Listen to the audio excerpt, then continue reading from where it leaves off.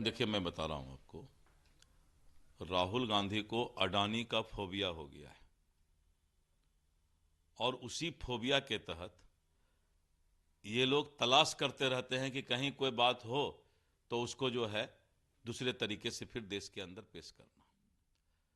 और वैसे भी राहुल गांधी को अमेरिका ज़्यादा पसंद है। अमेरिकन कानून पसंद है। अमेरिका में जाके भारत के खिलाफ बोलना पसंद है। तो राहुल गांधी के बात पर अब इस देश का में कोई महत्व नहीं रह गया है और ये सब पार्टी ऑक्सीजन पर जी रहा है। और वैसे भी दीपक जब बुझने लगता है तो ज़्यादा भभकता है, ये करता, वही राहुल गांधी का हाल है। इसलिए राहुल गांधी के बात पर अब इस देश की जनता जो है बहुत ज़्यादा दिमाग नहीं लगाती। उन्होंने ये भी कहा है कि प्रधानमंत्री मोदी अब गौतम अडानी के साथ मिलकर भ्रष्टाचार कर रहे हैं, इसलिए उन्हें बचा रहे हैं। राहुल गांधी को सोचना चाहिए कि उनका पूरा परिवार और उनके कांग्रेस के शासन काल में प्रत्येक 1 साल 2 साल में घोटाला ही घोटाला होता था। मोदी जी के शासन में और नरेंद्र मोदी जी अग्नि परीक्षा दे करके राजनीति में आए। राहुल गांधी अगर नरेंद्र मोदी पर उंगली उठाते हैं तो उनको सोचना चाहिए कि उनके तरफ भी 3 उंगली उनका है। नरेंद्र मोदी अपने आप में पाक साफ इंसान है और उसके ऊपर किसी भी तरह का लांछन लगाना ये इंसान की सबसे बड़ी, राहुल गांधी ऐसे नेता की सबसे बड़ी जिंदगी की भूल है। दो राज्यों में चुनाव हुए, मतदान हुए, कल चुनाव के मतदान खत्म हुए, किस तरीके के नतीजे देख रहे हैं देखिए, आप? झारखंड और महाराष्ट्र की जनता का रुझान, वहां के मतदाता का सोच एनडीए के लिए बहुत ही पॉजिटिव था और मुझे पूरा उम्मीद है कि दोनों राज्यों में, महाराष्ट्र और झारखंड दोनों राज्यों में एनडीए का बेहतर परफॉर्मेंस रहेगा। एग्जिट पोल तो जो दिखा रहे हैं, लेकिन ऑपोजिशन कह रही है कि हमें एग्जिट पोल पे भरोसा नहीं है, जनता पे भरोसा है, जनता ने जनादेश हमें दिया है। देखिए, मैं बताता हूं, विपक्ष का भाषा एक एक घंटा में बदल जाता है। कभी जनता पर भरोसा करते हैं, कभी एग्जिट पोल पर भरोसा करते हैं और कभी ईवीएम पर भरोसा करते हैं और कभी ईवीएम को दोष देते हैं। जीत गए तो सब अच्छा, हार गए तो सब पर दोष। यही है विपक्ष का पूरा कहानी। मुख्यमंत्री फिर से यात्रा पे निकल रहे, कितना फायदा पहुंचने वाला है? क्योंकि पिछली बार जब यात्रा पे निकले थे, महिलाओं से जब कार्यकर्ता संवाद किए थे, तो शराबबंदी कानून को उन्होंने लागू किया था 2016 में। अब जब फिर से वो महिला कार्यकर्ता संवाद यात्रा पे निकले, तो क्या फायदा मिलेगा? 25 के चुनाव में एनडीए को इस यात्रा से कोई फायदा मिलेगा? देखिए, मैं बताता हूं, नीतीश कुमार जी के नेतृत्व में एनडीए सरकार में महिलाओं के लिए जितने काम किए गए हैं वो ऐतिहासिक है। अब आप देखिए, शराबबंदी हुआ तो जो पुरुष, जो मर्द शाम में शराब पी करके घर आता था और अपने पत्नी पर, अपने बच्चों पर हिंसात्मक तरीके से पेश आता था, वो बंद हो गया। शाम के समय चौक पर कोई भी नशे में हाथ में रिवॉल्वर लेके लहराते हुए नजर आ जाता था, ये बंद हुआ।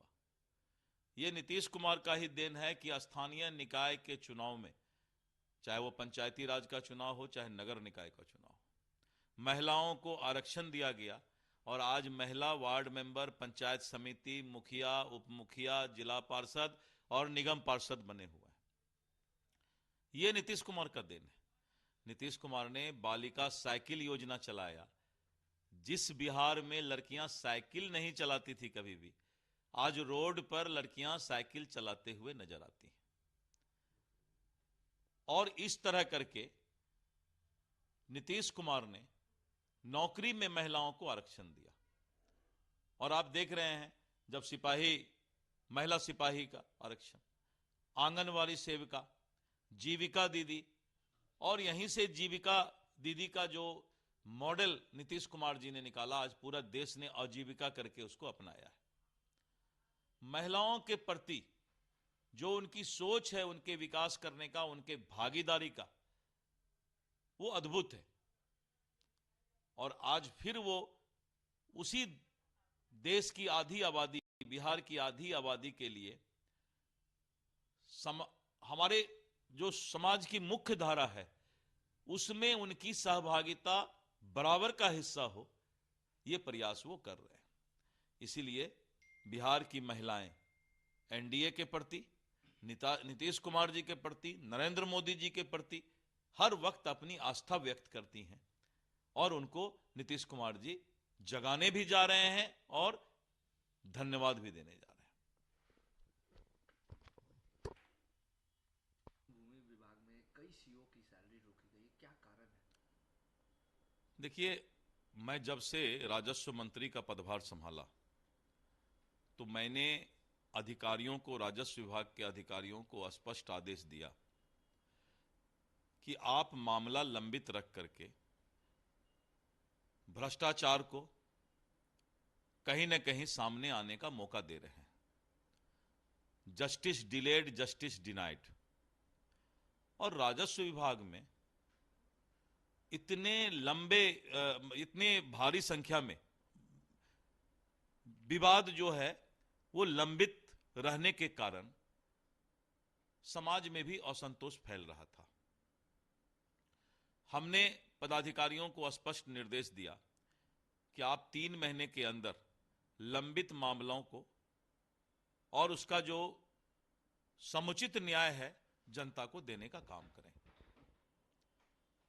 लेकिन कहीं ना कहीं कोताही बरती गई और लोग आदत से मजबूर होते हैं, तो सुधरने का प्रयास करते हुए भी वो सुधर नहीं पाए, काम को सही तरीके से डिस्पोजल नहीं कर पाए।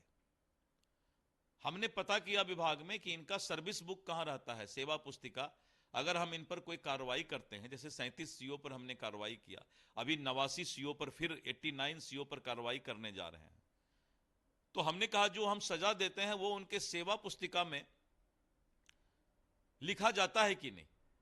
तो मुझे पता चला उनका सेवा पुस्तिका तो उन्हीं के पास रहता है, और कोई भी गलती करने पर उनको सस्पेंशन होता था, सजा मिलता था, वो सेवा पुस्तिका में नहीं चढ़ पाता था। तो पदाधिकारी एकदम बेधड़क थे कि हमारा तो कोई फर्क पड़ नहीं रहा।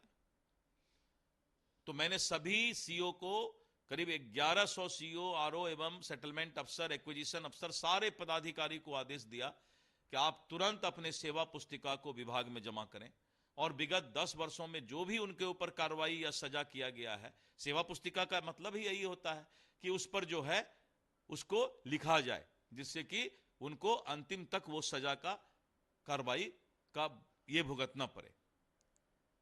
करीब 189 सीओ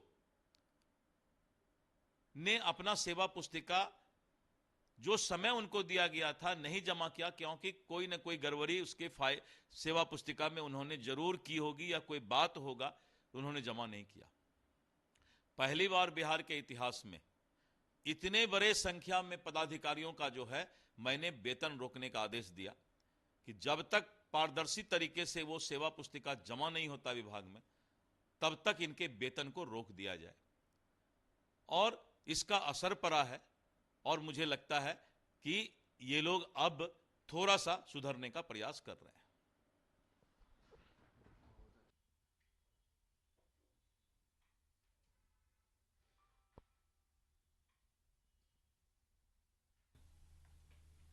तेईस तारीख को दोपहर के बाद, परसों